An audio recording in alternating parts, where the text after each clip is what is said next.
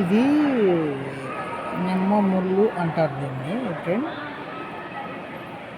ఈ నిమ్మ ముళ్ళు అనేది ఇప్పుడు ఎవరో కూడా పెద్దగా యూజ్ చేస్తలేదు. అసలు ఇది కూడా కనుమరుగైపోయింది. అందులో నేను సేకరిస్తా కారణం ఏంటయ్యా అంటే, ఇది మీకు తెలియాలి అన్న ఆలోచనతో ఇది అనేది నేను సేకరిస్తాం అనేది జరిగింది ఫ్రెండ్. ఇది పూర్వం జమీందారులు కానీ, రాజులు కానీ, ఎవరన్నా కానీ ఇప్పుడు చేలలో తిరిగేటప్పుడు కానీ, ఎక్కడన్నా తిరిగేటప్పుడు కానీ ముళ్ళులు గుచ్చుకుంటే కనుక నిమ్మ ముళ్ళుతోనే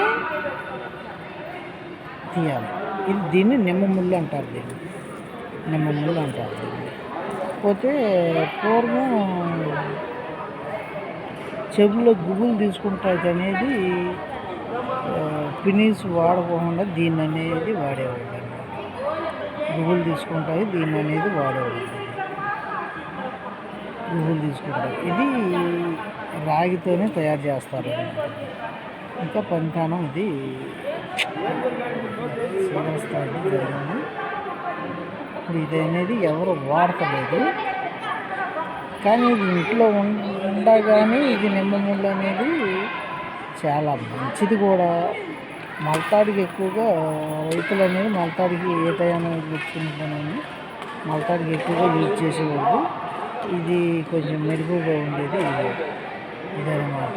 దీంతో ముళ్ళు తీసేవాళ్ళు అనమాట.